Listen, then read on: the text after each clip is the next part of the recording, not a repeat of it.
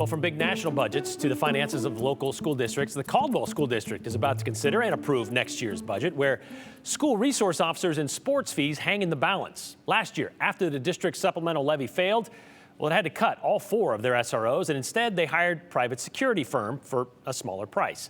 They also had to implement a pay-to-play program for sports. But the district did make a second attempt at that $4.1 million levy. That was in November, and it passed. So now the school board, they have some money to play with. They're deciding what they can and cannot afford. And Aspen Shumpert, we should hopefully get those answers tonight, whether it's SROs or sports or both. Yeah, that's up for discussion tonight. The board is expected to make a vote, which is going to start here at that budget hearing at 6 p.m. So we're almost to that hearing. But right now, both of these items are planned to be voted on tonight. Again, last week, the district actually discussed the future of sports fees per request of the board. A principal at the Lewis and Clark Elementary School raised concerns about students not being able to afford the fees. Right now, a Caldwell School District student pays $100 to participate in a sport, while non-district students, like those in charter schools without sports teams wanting to play on a Caldwell sports team, pays anywhere from $190 to $460. The fees help pay for things like transportation and costs of a coach, expenses that are rising, the district says, leaving some on the board who feel like the fees need to stay. Others want to see the fees reduced. Every athlete should pay to play.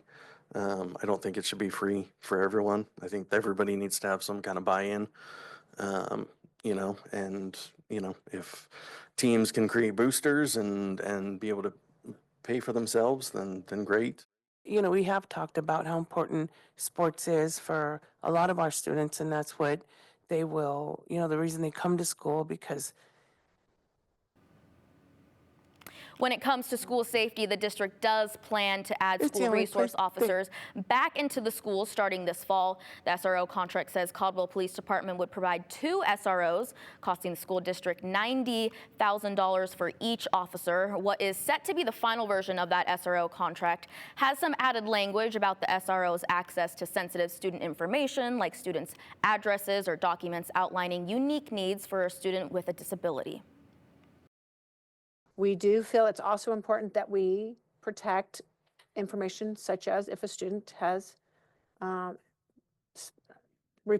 individual education plan, IEP. Not everyone needs to know what's in that IEP. So we want to make sure that we're addressing that there's access to what you need, but then we make sure that it's on a need to know for some of that. It's very sensitive information.